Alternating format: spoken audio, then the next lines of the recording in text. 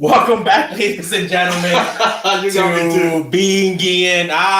If you guys did not watch, everybody wants to be a host. You know what? Everyone wants to be a host until the shot is called. Last night, our good friend Chuck Garfine put Ozzie Guillén on the spot, and Ozzie, it could be Game 7 as a hitter up against the toughest pitcher. He will go up there and face him, managing against anybody, against Connie Mack, no fear. Hosting the show right off the bat, he would get a little nervous. Yeah, it's a lot easier to be the color commentary than it is to be the guy, that says, "Welcome to the show, Being Guillén, brought to you by Vida Baseball. So we're ready to rock and roll." Every time I'm bad, I'm like, I didn't go to school for this. That's my excuse. Well, when they called me, that was like, nobody said anything. We just started the show. All of a sudden, you're looking at me. People are going to wonder.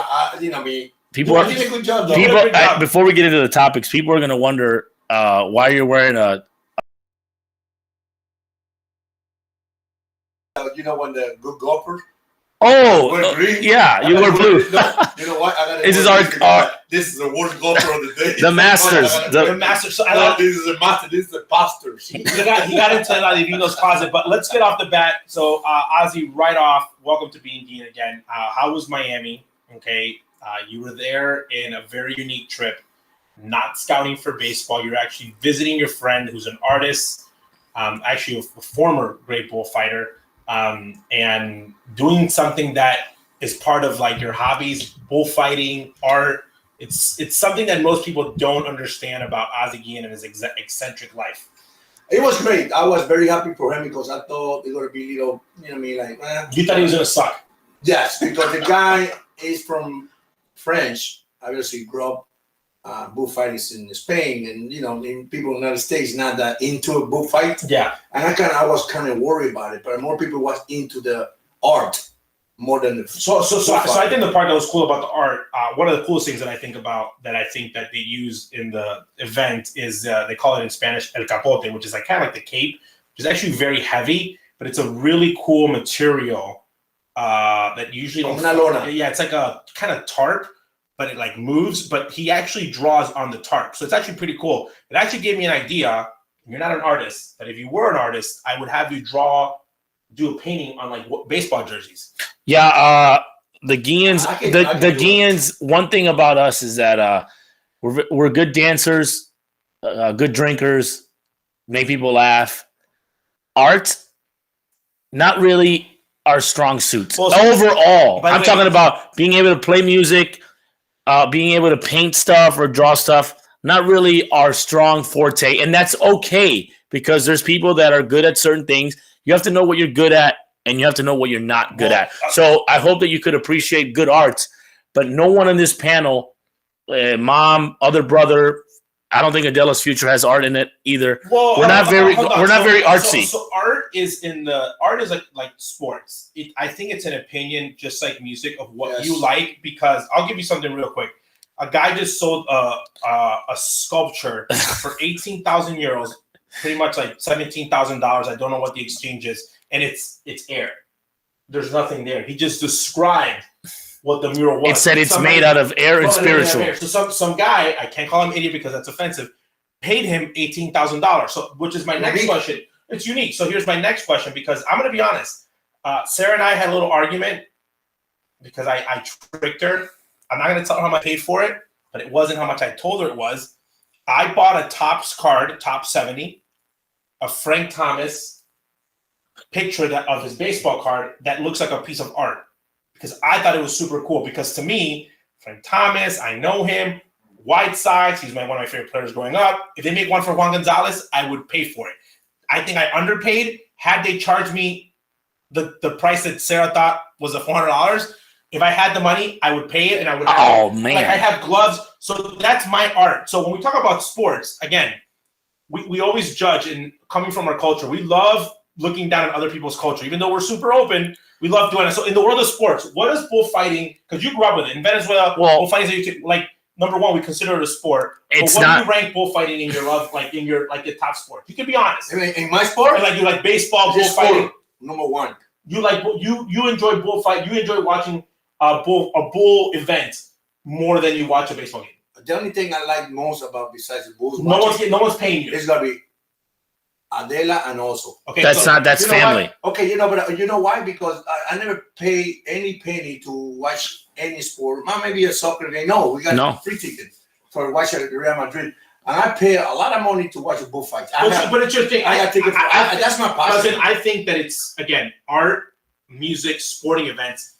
I know people that would give their left foot to go to a Super Bowl. Yeah, and I don't think people need to understand this. I always say everyone has their own taste and their own, it's like wine or beer. Same thing with their sports. There's some people that were willing to pay a lot of money to go to, like you said, a Super Bowl, go to NASCAR. Bullfighting, I know he's paid over 300 euros at a time.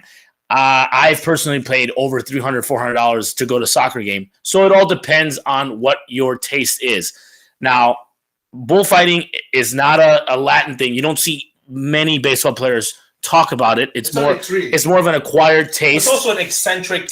I would put it up there with art because again, baseball players, they don't tend to like the same things. Like when you talk in that world of like, it's like the environment. It's like a book club. I've personally been to one, and it's like going to, if you haven't done something, I think everyone should do it. And then after you've done it a couple of times, you're like, okay. Cirque du Soleil. Right. Like we're going to the circus. Impressive. But again, I want to talk about it because it's the rankings, because I'll give you this one right now. Somebody asked me, what are your rankings? Are you going to the Cubs Sox series? And I said, I'd rather play golf at Cog Hill, 36 rounds of golf, hang out at a barbecue. Dude, I think I'd rather go to a Cubs Sox series. I think I'd rather be outside and watching the game. And watch the game at a bar than actually going to the game. But that, for me, actually being at the game, again, am I spoiled because of the years that I spent? I was translating for a guy freaking coming. So what you rank them if you were to go to a sporting event? What would you? Number one, I would go. I mean, he said bullfighting is number one. Baseball. Baseball game would be number one for you.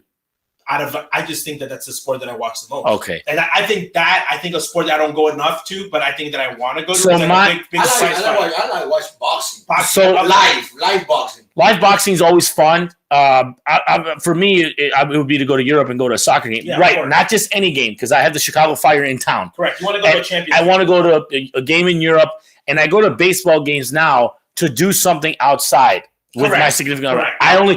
It could be, if I'm getting free tickets, I want to do something outside. I get to the game, I'll have a hot dog, I'll have nachos. If they can make the hot dog the same way they do at the ballpark, right, in my house, I am a huge couch potato. Yes, so I go to the game because a team's gonna give me a ticket, and then once I'm there, I really love the food. When people find out, TV people find out about bullfighting, they make it a big deal in Chicago about it. I was working national TV doing the World Series. They want to do a show with me going to Spain and try to explain to people through my bullfighting friend about what that means really about bullfight. Because people here don't like bullfights. I don't blame them to kill an animal. But, the animal you're going to kill, you're going to give the animal a chance to kill you. Well, you actually... In another countries... And you eat the animal. Okay, in another countries, they step up in the tree and call a little deer,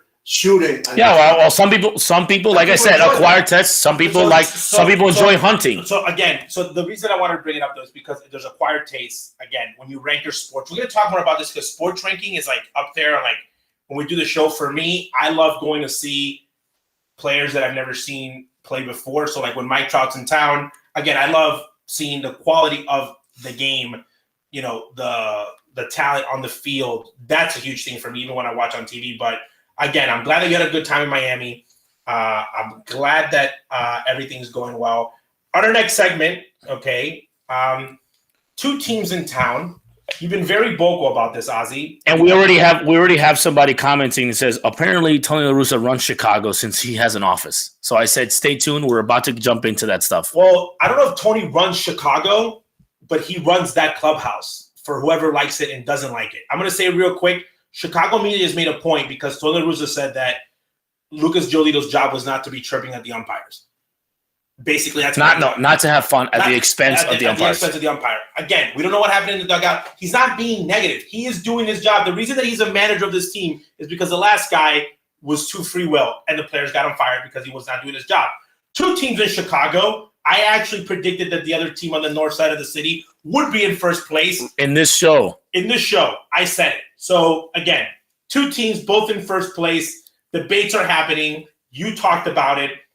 People are mad that the Chicago White Sox are not running the city in the sense of domination. Is it right or wrong, or are the Cubs a fake first place team?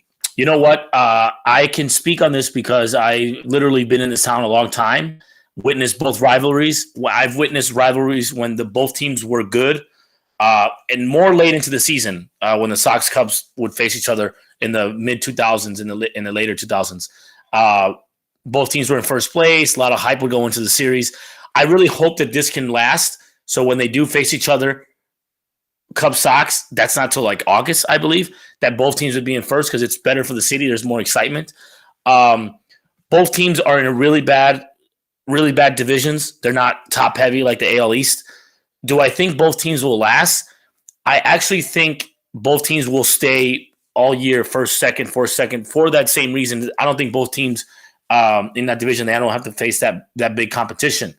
Now, with that said, this will always be a Cubs town. Oh, yes. This will, like it or not, the Sox could win. I hate to say it, they could win a couple World Series back to back, and it'll still be a Cubs town. Because the Cubs just have more fans. They're more nationally known. More fun. There's more of an environment to go. People come to Chicago and say, I want to go to Wrigley Field. They don't come to Chicago even though the rate is better. The rate. It is better. Even though the rate is better food, more comfortable, better amenities. It's better. I've been to both, and that's just my biased opinion. People come to Chicago to see Wrigley Field because it's a landmark. And now the Cubs, if you've been around that stadium, it's actually a little nicer to get around. But it's a Cubs town. I know Liam Hendricks talked about it. He's like, how come the Cubs win one game in a week? And I was like, well, Liam, it's like that. Ozzie and these guys made a difference. They put the Sox on the map. But now, being a Sox fan, they've had a really rough 10 years. They've had a really rough go at it. Now people are talking. So you know why I didn't like the uniform? That uniform everybody was obsessed that said South Side. Yeah. You know why I didn't like it? You basically are dividing the city. So if I'm a little kid from the north side, and you're not talking to me saying South Side, and I want to be rooting for that team, you've literally it's like if Real Madrid said only the side of Madrid. But I will say this: you can't be a Cubs fan and a Sox fan. You just can't. I'm sorry, they're not even in the same league. But you're either a Sox fan or you're a Cub fan. Don't be neither. Don't be David Kaplan. Like, I'm a Chicago guy. You can't. I'm a Chicago guy. You can't. You can't. You want one to do. If the Cub fans want Sox fans to feel miserable, Sox wants fan to lose. And Ozzie's going to attest to this. I think White Sox fans, White Sox front office, White Sox team, White Sox care way more about what the Cubs do. They have little. Absolutely. And before Ozzie starts, he goes, Jeff Strubin saying, love both being for the city. Love it. Not the Cubs.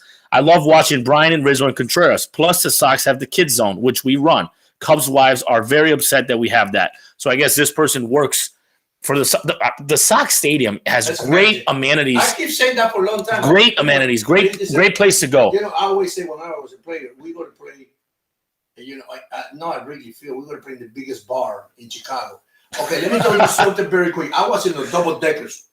The red buses. Yeah, remember? Yeah. I with my friend from Venezuela, I said double decker. Other son, we went to Wrigley Field. I said, "This is Wrigley Field." They even win the World Series. Yeah. Then this is Frank, rest in peace, was there. And we went by, people saying, like, then we go to Soldier Field, that's the name, Soldier Field. And this like the bus doesn't go to the 35th and Shields. And the guy said, by a mile and a half it's Sox Park. From here, we have a team. I know the baseball team is a Sox Park out there. I was sitting there, like. By the way, I won the World Series. So it's funny because you've played for the number 2 team in both your cities that you love. You play for the number 2 team in Caracas. Yeah. And you play for the number 2 team in Chicago. Yes. That's why I think it's more of I think Sox fans now, the team being better, it's more of a pride thing. You know, they've waited for 10, 11 years to be decent again, but the again, Cubs were bad. Both of these teams have not been. By the way, these teams great. have 100 years that they Right. can win, so they're both just as bad. So here's the part that I'm going to say this, though. White Sox fans, don't worry about what the media says. Stop living in the marketing world. Worry about your record. Worry about when you play them and you whoop on them. That team from when Ozzie was there from 04 to 11, if we won on that series, we went and celebrated it, rubbed it in your face. If we lost, we went to our houses. in that time, the Sox dominated. The team wasn't worried about like the team didn't grab the newspaper and said, Jermaine Dyer grabbed the newspaper and said, "Is who's getting ranked higher than?" No, you're absolutely right. You worry about them when you face them, but once they do face each other, it's bragging rights, and people. You want me to hurt a White Sox fans' day right now? I just say Baez is better than Tim Anderson. Right. I'll just blow up my Twitter will blow up because they're so caught up on like the comparisons of who's a better player, who's this.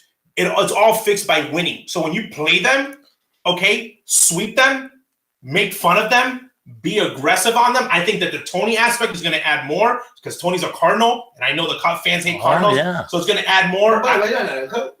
You talk about somebody hate. I know what you know what to say that in public. Oh, right. No. Tony Rosa hates the Cubs, but I don't say. I will say it. I don't hate the Cubs. Man. Well, you didn't hate. You didn't. But you didn't have to have division fights over and over like he did. But yeah, by the way, every time the Cubs was in something's going on. Oh, you were there. Guillén was of course, you were there for Bartman. You were there for. So again, a fight broke out. I'll tell you this much: advice from myself. Take it or leave it. I had many years of partying in Chicago. One advice that I give you. Unless you are rolling deep with 30 to 40 people, please do not go to guaranteed rate wearing a Cubs jersey in the bleachers. Especially You will sitting in the bleachers. You will get your butt by the way, kicked. Especially now after the COVID, the best fight I've seen ballparks was. By the way, that is one thing that Sox fans, they're not hot. They don't have the most beautiful women. They're very blue collar hard workers. They will win at fights. You go to Wrigley Field, and it's like you said, it's like a modeling show. You go to Sox Park, and you're wearing if you're wearing the wrong jersey, they've been drinking for a long time. They will get on you, and then fights break out all the time. They're on Twitter all over the place. We've been seeing it though, and you've been covering the Sox obviously on a daily basis. That outfield is dangerous. I don't know if it was COVID, if it's that they've lost for 10 years. They're doing the snake with the beer. They're drinking. It's getting They're wild. fighting themselves right now. No team has come into town that has brought fans. They're literally fighting their own teammates. They might be fighting their neighbors. And it's getting that rowdy, and it's not hot yet. So that crosstown series in Chicago, in the South Side, in guaranteed rate, I will advise you, do not start business. Don't wear blue. Don't wear blue. It's like, oh, I'm going to go into just like people used to be like, you're not going to wear White Sox gear to the Cubs stadium? No. I'm like, why would I do that? You just get you stand out. I made that mistake one time in Tiger Stadium, and I was like, I either need to get up and walk away, leave the stadium, or go down the stairs. Yeah. I'm gonna have to fist fight. Again, another team's stadium, you have to respect it. But again, we need to look at it this way. We work in media. He works in media. We covered both teams. Both teams are actually doing really, really well. Both teams are competing. David Ross and a new team. There's a lot of uncertainty. Great job by David Ross. Great job. He's a leading candidate for manager of the year. One team that we don't know where they're going. Basically, it's a very hard time for them because a lot of money, a lot of contracts. We really don't know if Rizzo's going to be there, Bryant. But let's do this, guys. As long as we don't know where they're going, enjoy it. Yeah. Bryant, Yeah, they have a tough decisions coming up would because you trade for Bryant if you're the White Sox? No. you're not going to you're not going to resign him. I know where to rent it. You're not going to resign him. If you knew you could resign him. I know where to rent it. If you knew you could resign him. Then you have a third baseman. I don't think you're going to resign him. You have Yohan Moncada for the next 10 years. You have a third baseman and you have a left field. Then why you have to just rent a player? Okay, and I'm going to do a quick plug-in right here. No shame in my plug. Vote Yohan Moncada for All-Star Game. He's the best third baseman in the American League. There's got to be somebody better. Go Google it. No, he's the best third baseman today in the American League. And you know what's funny? When only mixed feelings. He's the third. I don't see. He is statistically the best third baseman. Who's the third baseman for the Red Sox? Devers? Does Devers play third? I think he does. Mathematically, go look him up. He's better than Devers offensively. Even defensively too. Well, defensively. Well, the All-Star. Well, we'll see if he's. He won one. The All-Star game's in July. No one ever talking about famous teams. No one ever makes the team for the White Sox by winning the ballot. Frank did. Frank wasn't again. That was cheating. There was a lot of. They were cheating with the. Major League Baseball said, "Hey man, we need to get our MVP." You know how embarrassing that is. MVP doesn't get to vote in again. We'll keep talking White Sox Cubs all the way to that series because again, both teams a lot to talk about. We can make the show all about the Cubs, all about the White Sox. We will. Ozzy's had a lot of experience with both. I'll give you guys a quick story though. You know why do you know why I love the Cubs White Sox series? I make a lot of money. You make a lot of money making all those funny commercials with Dusty. I'll give you this much though. One time I had to go number 2. All my stories are about pooping. I had to go number 2, and my stomach was hurting. And I went down to the office go to the stadium office because obviously the bathrooms in Wrigley are not the best. It's packed. I was hungover for the night before, and the guy wouldn't let me in. Don't have your pass. Oh my God! Argument. I'm like, dude, whatever. I try to go to the bathroom. Some Cubs fans like Ozzy Jr.'s in the stall. I remember that. You're like this in the stall. Get out of there, you shitter. It's just like every bad word was coming out, and I'm like this in the stall, like scared for my life. I literally had to leave, ran out of there, took a cab back to my apartment. Are you serious? This is how bad I wanted to party. I went and then I came back to the game. This is my Uber. God. But my stomach was hurting that bad. The Cub fans, you did that to me. They said, Ozzy, get out of the crapper. It's funny because they're your friend. They're getting you nerves. Like, you just respond back and they love you. They love you. In Chicago, Walmart, they're getting you. And you're like, oh, okay. So one of the funniest things is being in the outfield, the crosstown series, the stuff that fans come up to tell players in the outfield. It's the went to school for a week. They went to school for a week. It's the toughest place to definitely shag. So I would love to see Ozzy Guillén return one day, and that's what was one of my dreams. How cool would it be if Ozzy got to manage both teams in town? Obviously, they got David Ross as a great manager, but that would have been an amazing thing. Seeing Ozzy in blue, I still have the picture when the Sun-Times printed it out when they were looking for a manager. I was like, because Ozzy returning to Chicago in that uniform would be great. The other guy who made a return back to Houston, standing ovation. If the glove don't fit, you must have quit. Alex Cora returns to the scene of the crime to Houston. We know how Oni feels about Houston, but Alex said it was another series that he was glad to be back. He was glad that it was over. Well, he got swept. He did get swept. He did get swept. But have you ever been back to a place that when you're like, bad things have happened, you're glad to be back? Do you think it was like a good stepping stone for Alex to just get it over with and get it done? Not really, no, because I want to go back managing in my against Miami team. Go back there and then I can say whatever I want and be honest like I always did. But not really, it's funny because when I'm manager in Venezuela, my dream was managing against Caracas.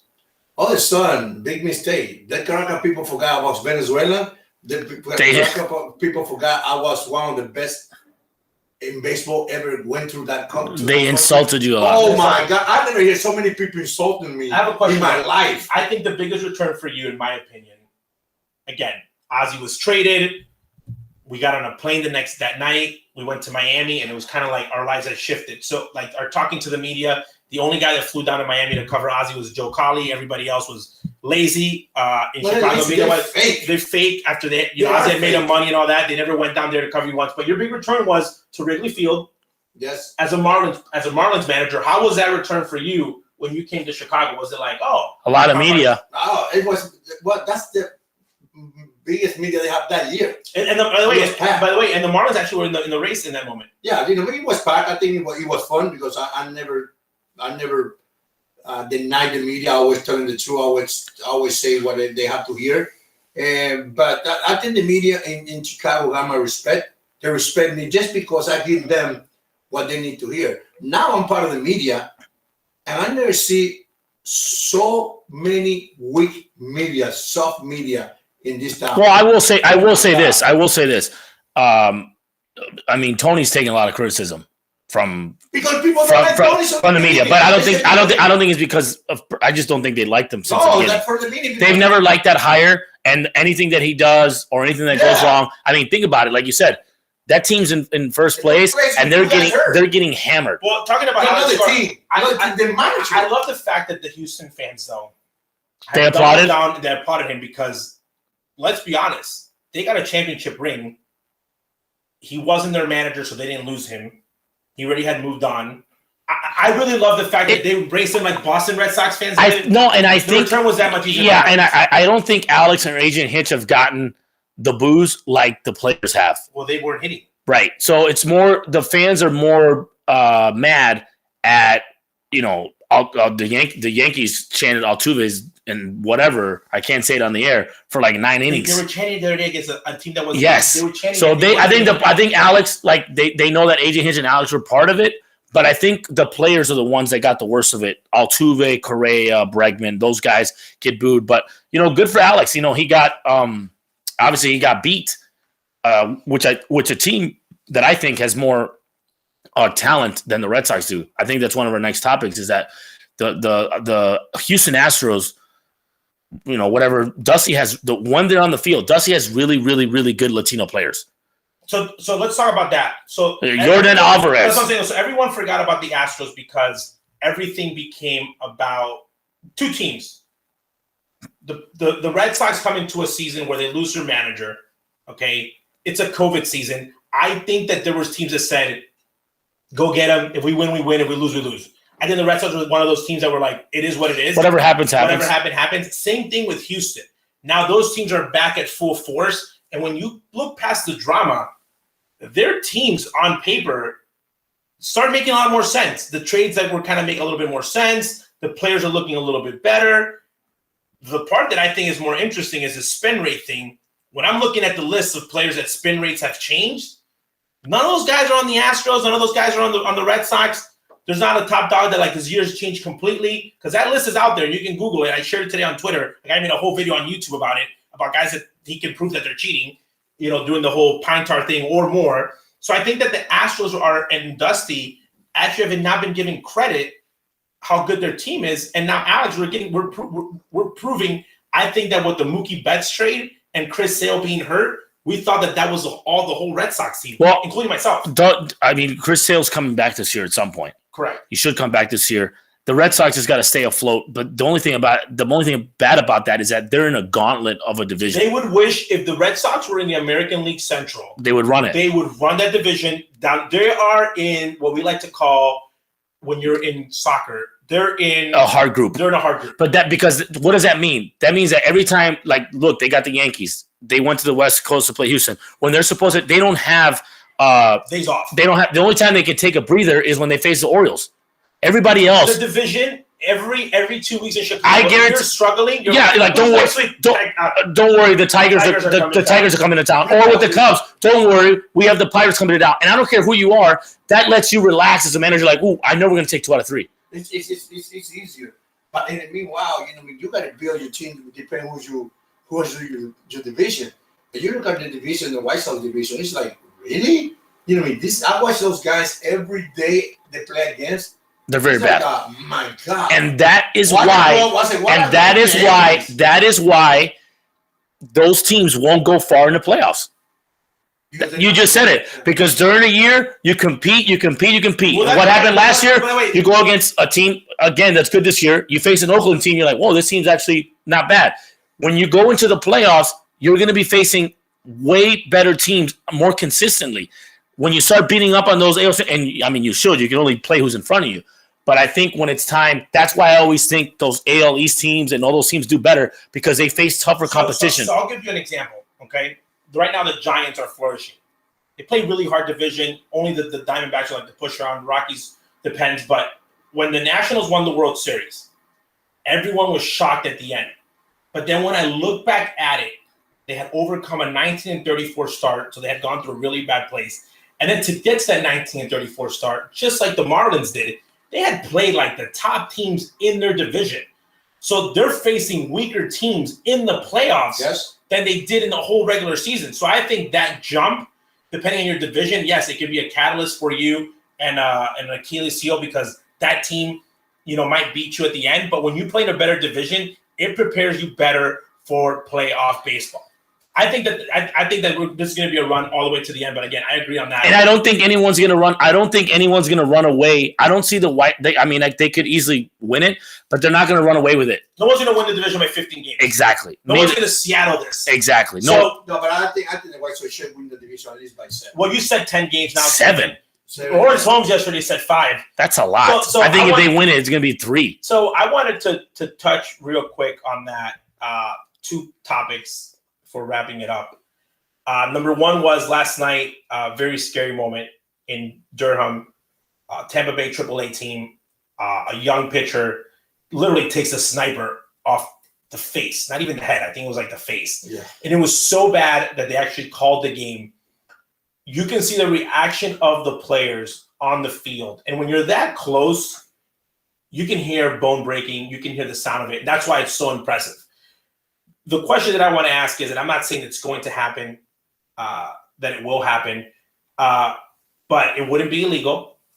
Will we see pitchers in the future start wearing face masks like pitchers, like girls do for softball in Major League Baseball? Well, I think it's so hard. I think that maybe eventually you can get something like that, or it gives you an option as a player, like, hey, if you want to wear this, I'm saying if you want to wear it, you can. I've always been a proponent of I would outlaw, and these are wood bats they're using, but these wood bats now are like they fly. I would outlaw college aluminum bats. I would outline all of that because I'm so scared. Because once you're in a professional baseball, you know that's a risk that can happen as a pitcher. It's very scary to be a pitcher. But I would think, and I coach high school, I would ban all aluminum bats. I would ban all that stuff because it's only guys are getting stronger. Kids are throwing faster. That means the ball comes off the bat a lot stronger. It's only a matter of time before you start seeing more people hurt. Someone passes away. Yeah. And you can really avoid that because now with the technology, these things are like the preparation. They're like, I'm going to be honest with you. People say that not enough kids are playing baseball. Worse players played in the 70s and 60s than they do now. Like I see friends of my dad says, I played high school. And I'm like, you would not even make the JV team now. You wouldn't even make the JV team. The players now are so like. Not you, Chris. The players now are so focused on like playing baseball that their mechanics, they become really good hitters. Even though they don't make it to the big leagues or college. My point is this. I had a game the other day and I saw high school kids hitting with aluminum bats, the guys from Lockport. And I said, now that kid hits a line drive back to our pitcher. He could be dead. So the hat, I like the hat. There's a hat now that has metal around it for pitchers, just in case to protect your head. But again, nobody uses it though. No, because it's uncomfortable. It's a comfort thing. And you know what? I'm even scared for Juan Encarnacion lost an eye. Yeah, my godfather. On an Arnett trickle. Luis Salazar wasn't paying attention. He looked down for a split second, and that's why I'm so glad that MLB did the Nets. It makes me relax. My dad was managing in Kansas City. Looked away for 1 second. A ball hit a net and ricocheted, and it hit his face. And he had a shiner for a long time, and he could tell you it hurt. It hurt. That came off something else. They hit like 5 things before. Exactly. So I just think that we need to do a better job. I'll be honest. I've been so weak when I was hitting. I hit a foul ball to the dugout. I hit the guy straight up right here. The guy went like this, picking up. But I'll be honest with you. Talking about catching, I think for my son, for Oso, I think for him it'd be safer to catch than it would be pitching. Catchers have protection. Gear on. So people always confuse that. Yeah. Like for me, when people say get on the mound and pitch, no. Like when position players pitch, my biggest fear, the ball hit back to him. It would be a line drive back to me. It's better than 3-0 swing. Yeah. Well, I was thinking of that. I mean, you're mean. Please forget about the 3-0 hack. He is sinking so fast. He is sinking quicker. He is like 1983 stock market. He is crashing down. I think it shows to show you that the manager's confidence. Tony said, I got your confidence. Come apologize to me. Terminator, they call it Terminator. I think that was it. Terminator. No, now they're calling it Latino. Wait, so is it Terminator 1 or 2 or 3? Because Terminator dies in Terminator 1. I don't know, man, because I remember you guys were doing the show, and then like Dad got the jersey. That jersey shrunk, or did he get chubbier, or does he look slower? Or like they were selling his bat on your show. They had like a special edition bat. Are they still selling that? I said it just goes to show you that Major League Baseball is very, very hard. So if you ever see someone get 4, 5, 6 hits in a row, That is very hard. Right, Baseball. he joins my list with Randy Arozarena. Baseball. Where is Randy Arozarena? On the bench in Tampa. He's not even playing in Tampa. I tell you what, it's a lot of people like him. Man. Yeah. A lot of people go there. My guy Palka went deep 25 times in the big league. Dang, I got a list of guys.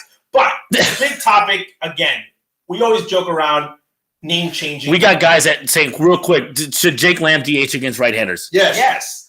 There you go. Right now. Jeff Rubin, they said yes. By the way, Mochaccino, I'm going to tell you this right now. The White Sox hitting coach, Frank. No one gives you enough credit, my man. I saw Jake Lamb play 75% of his games in spring training. Was competing against my cousin Aiden for the position, and I was like, Frank Manichino. I said either Aiden, Camargo, or Pablo, and I said the odd man out is Pablo because he doesn't play any position. And I thought Jake Lamb would take the job based on like his past and stats. A week into seeing the games, I said, this is going to be an easy run. Jake had a really hard time hitting, and he had a leg kick then. And then somebody brought it up that the leg kick's no longer there. So obviously they've been working with Jake. And good for Daryl Boston making Andrew Vaughn a decent outfielder. Well, he was terrible with Eloy. Good for. I don't think about Devo. Devo just hit fly. Well, it doesn't matter. Somebody good player. Is a natural baseball player. I'm saying though, from a staff standpoint, I think they keep bringing up they forgot the rule. I think this year one of the things that we've seen growth in. Tim's gotten better defensively. So obviously, if he's working with Cairo, it's working. From that team, again, I didn't want to jump into White Sox baseball, but that staff as a whole in the first 55 games. No, it's a great job by great job by the Sox staff and great job by the Cubs staff getting those guys to play. So kudos to them, baby. So Cleveland, I get confused. I wanted to bring it up because every day I don't know what to call them. Even their Twitter handle is still the Indians. Huge controversy. Don't want to get into the controversy. What would you guys call them if the Indians, the Cleveland team, whatever you want to call them in the United States now, if we were in Latin America or if you had to give them a name in Spanish, what would their names be? Go ahead, because by the way, Los Indios, by the way, so I put something on Twitter. So in Puerto Rico, Los Indios of Mayagüez, they're not only the team for the baseball team, they're the team for every team for that area. And they're super proud of it. Because they are proud of their heritage. And then I was looking in Venezuela League to see what names were like considered offensive. Pretty much none are. Like they all have like can you say we can't say Caribe. Can we call is calling them the tribe, is that bad? The tribe could be considered, I don't know, somebody might come up and say the tribe is Listen, bad. I'm gonna tell you one thing. I have a great affection for the Cleveland Indians because I grew up with Bob Uecker, Major League Baseball 1 and 2 as the soundtrack of my childhood. So I already knew like how the Cleveland Indians were terrible growing up. They never win anything, so hence why I call them. And now I guess I'm going to give my secret. Anytime I tweet just think about it. I grew up in the 90s. The Sox, the Indians were great teams in the 90s, but you live in Chicago, it's like, wow, we live in Chicago. I've been to Cleveland.